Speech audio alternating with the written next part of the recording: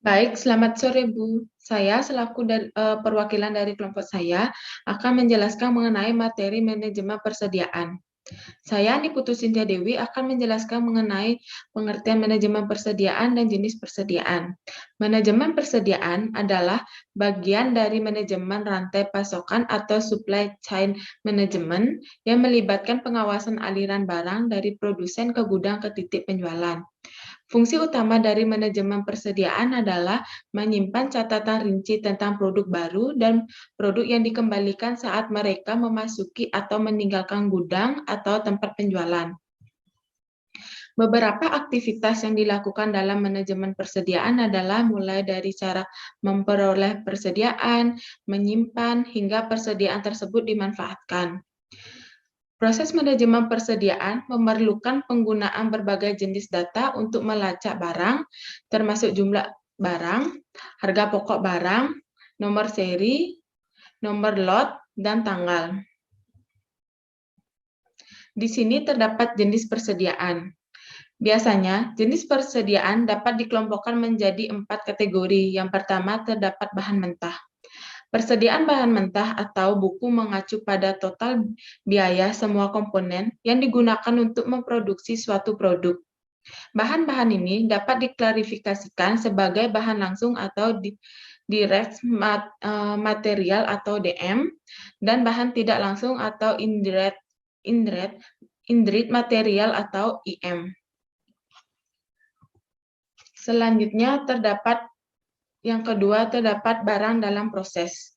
Barang dalam proses atau work in process mengacu pada item yang belum selesai dibuat melalui produksi dan belum siap untuk dijual. Dalam kasus bisnis pembuatan lilin, persediaan barang dalam proses mungkin berupa lilin yang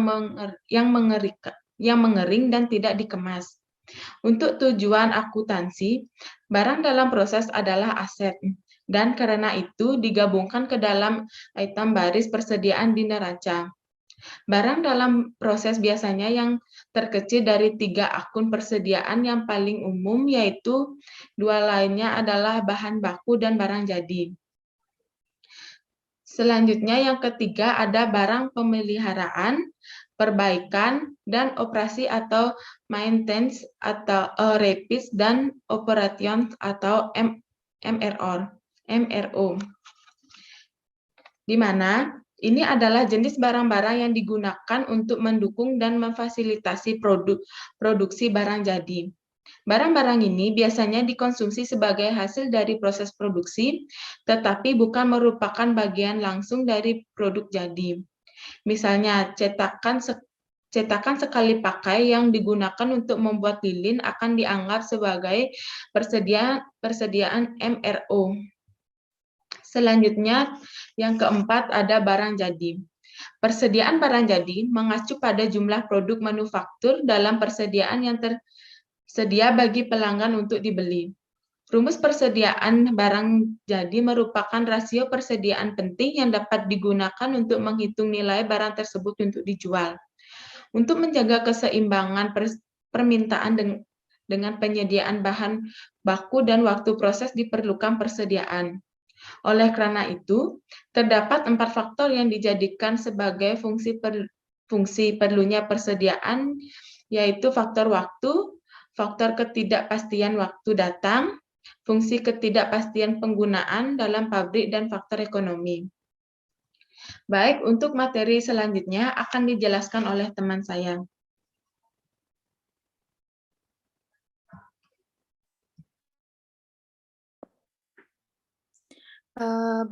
Sebelumnya perkenalkan nama saya Niwayan Febriani Sapitri. Di sini saya akan melanjutkan presentasi dari teman saya. Di sini saya menjelaskan tentang pendekatan metode manajemen persediaan dan jenis biaya persediaan didasarkan pada parameter ekonomi yang relevan. Nah, yang pertama itu ada pendekatan metode manajemen persediaan, di mana dalam hal pengelolaan persediaan, umumnya perusahaan menggunakan beberapa metode, setidaknya ada 5 metode manajemen yang biasa dipergunakan oleh perusahaan untuk mengelola persediaan. Yang pertama itu ada metode EOQ, Economic Order Quantity, biasa disebut dengan metode kuantitas pesanan ekonomi, merupakan salah satu metode pengelolaan persediaan dengan cara membeli persediaan sesuai dengan pesanan yang diterima. Semisalnya itu, perusahaan mendapatkan pesanan, sudah ditentukan oleh pemesan berapa jumlah pesanan, spesifikasi, serta waktu kapan harus selesai. Nah, dengan begitu, perusahaan akan memperhitungkan berbagai hal, termasuk tentang berapa kebutuhan, bahan, spesifikasi, serta berapa harga bahan baku untuk memenuhi pesanan tersebut. Jadi nanti sudah jelas berapa kebutuhan dan nominalnya. Tidak akan sampai terjadi bahan sisa alias pas seperti itu. Nah, yang kedua itu ada metode MRP atau Material Requirement Planning, yang lebih dikenal dengan metode perencanaan kebutuhan material. Merupakan metode pengendalian serta perencanaan persediaan untuk menjamin bahan baku selalu tersedia, selain untuk menjaga supaya bahan baku tetap ada untuk digunakan. Metode ini pun berguna untuk memastikan persediaan berjumlah sedikit.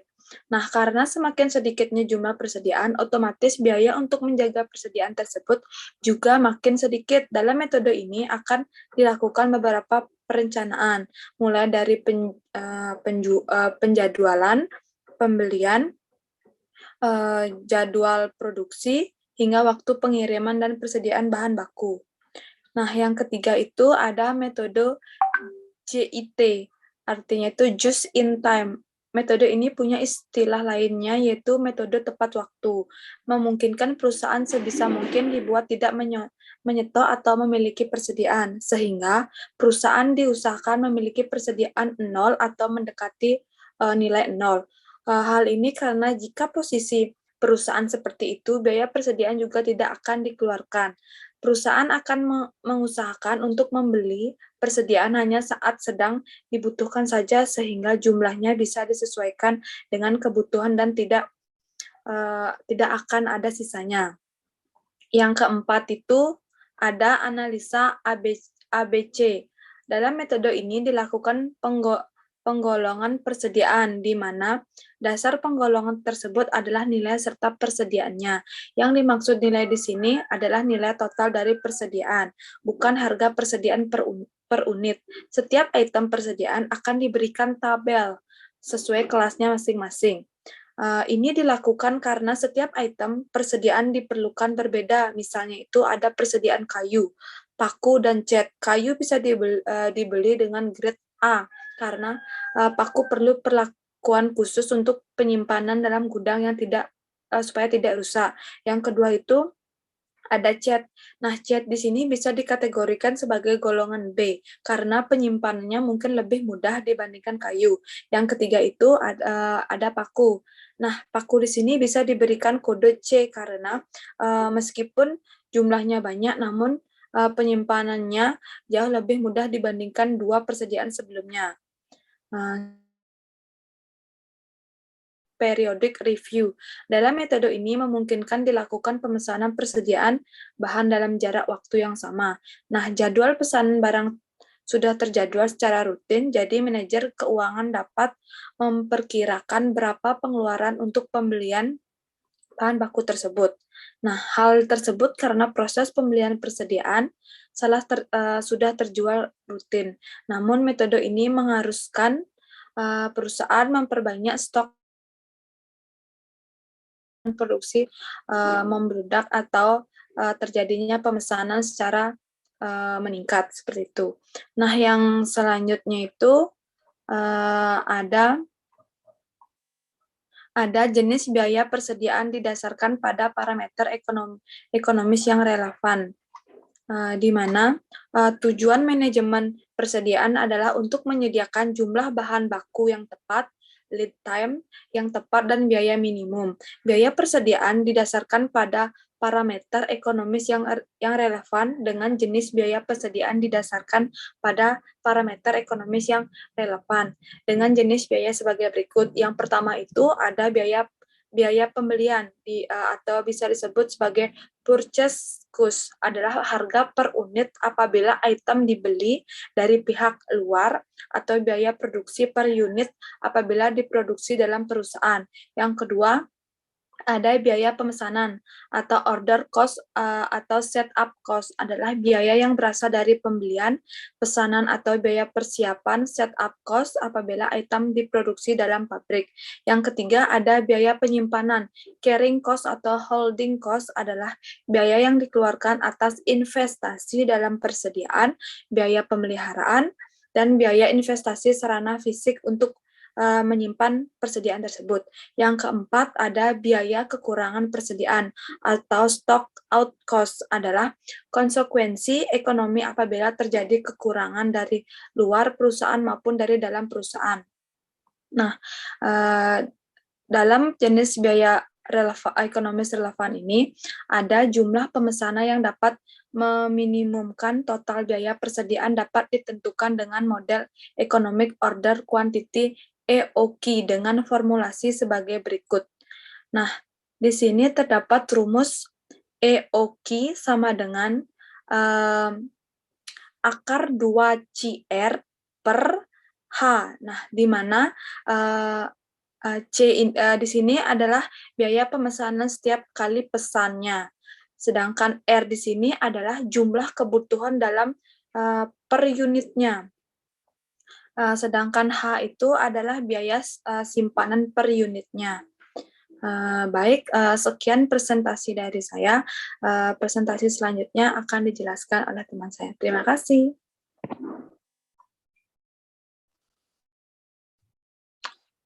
Baik, perkenalkan, saya Kadek Krismano Didiantini, NIM 19103138.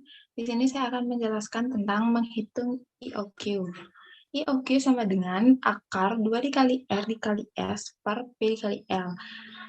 R artinya jumlah dalam unit yang dibutuhkan selama satu periode atau 1 tahun.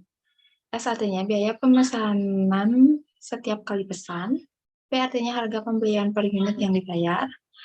Dan L artinya biaya penyimpanan dan pemeliharaan di gudang. Biasanya dinyatakan dalam persentase dari nilai rata-rata dalam rupiah dari nilai persediaan. Next.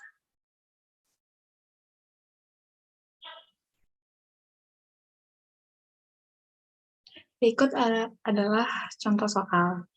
PT Daya Manunggal mempunyai data per 31 Desember 1999 sebagai berikut.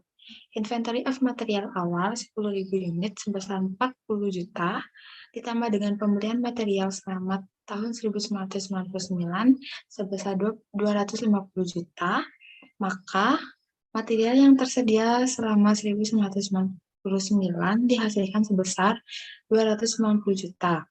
Inventory of material akhir 1999, 10.000 unit sebesar 30 juta. Cost of material use 1999 sebesar 260 juta. Direct labor sebesar 150 juta. FOH sebesar 100 juta. Biaya pabrik sebesar 510 juta, ditambah dengan inventory WIP awal sebesar 80 juta, maka dihasilkan 590 juta. Inventory WIP akhir 180 juta, kemudian dikurang dengan 590 juta, maka dihasilkan cost of good manufacturing sebesar 410 juta, yang kemudian ditambah dengan inventory finished good awal sebesar 200 juta, maka dihasilkan 610 juta. Kemudian dikurang dengan inventory finished good akhir sebesar 50 juta, maka cost of sold dihasilkan sebesar 560 juta. Next. Data lain diketahui sebagai berikut. Yang pertama, biaya setiap kali pemesanan material sebesar 1.250.000.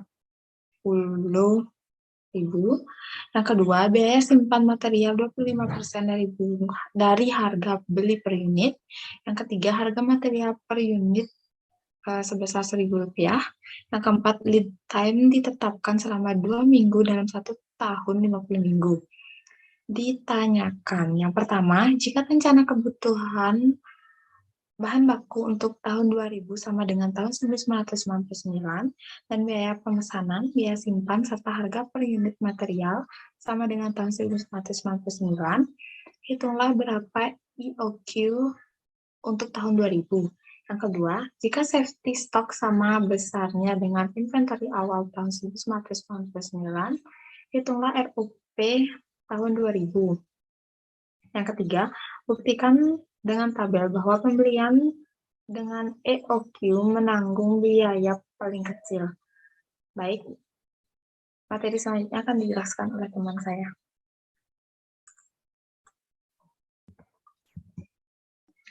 Baik, selanjutnya saya akan menyelesaikan permasalahan dari contoh kasus tersebut. Sebelumnya, perkenalkan, nama saya Sayuda Rayani dengan NIM 19103133. Cara untuk menyelesaikan contoh soal yang dijabarkan oleh teman saya yaitu dengan cara inventory awal material sebesar 10 unit, kemudian ditambah dengan pembelian awal material sebesar 250 unit, maka material yang tersedia adalah 260.000 unit. Kemudian ditambah dengan dikurang dengan inventory akhir material sebesar 10.000 unit, maka kebutuhan material yang tersedia adalah 250.000 unit. Kemudian untuk menyelesaikan EOQ dengan cara akar 2 dikali dengan 250.000 dikali dengan 1.250.000 dibagi dengan 25% dikali dengan 1.000, maka hasilnya adalah 2.500.000.000. Kemudian jika diunitkan maka akan menjadi 500 unit. Kemudian untuk mencari kebutuhan selama lifetime yaitu dengan cara 2 dikali dengan 250.000 dikali dengan 1.250.000 dibagi dengan 25% dikali dengan 1.000, kemudian dikali dengan 2, maka hasilnya sebesar 10 unit. Untuk mencari ROP yaitu kebutuhan selama lifetime dan safety stock dengan cara 10.000 ditambah dengan 10.000, maka hasilnya 20.000 unit. Untuk tabel frekuensi pembelian, terjadi 5 kali pembelian. Yang pertama 1 kali pembelian, yang kedua 2 kali pembelian, yang kelima 5 kali pembelian, dan 10 kali pembelian. Yang 1 kali pembelian yaitu jumlah pembelian pada unit 1 kali sebesar 250.000 dan pada rata-rata persediaan terjadi 125.000. Biaya simpan pada 1 kali pembelian yaitu 31.250.000 dan biaya pemesanan pada 1 kali pembelian terjadi berupa 1.250.000. Maka total pada 1 kali pembelian sebesar 32.500.000. Kemudian pada pembelian kedua, jumlah pembelian pada pembelian kedua sebesar 125.000, kemudian rata-rata persediaan pada pembelian kedua yaitu sebesar 62.500, biaya simpan pada 2 kali pembelian yaitu sebesar 15.625.000, sedangkan biaya pemesanan pada 2 kali pembelian yaitu sebesar 2.500.000.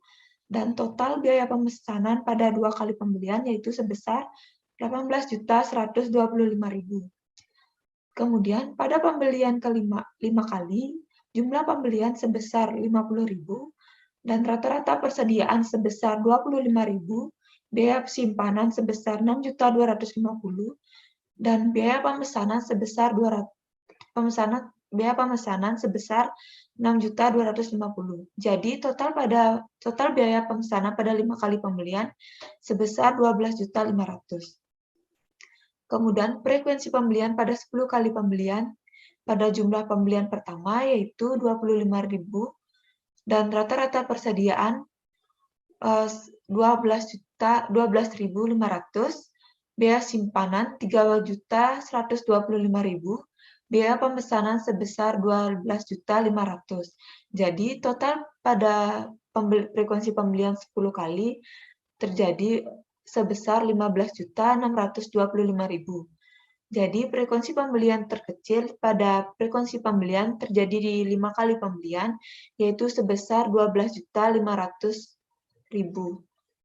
Sekian presentasi dan pemaparan dari kelompok kami. Mohon maaf jika ada kekurangan atau kesalahan dalam pemaparan materi.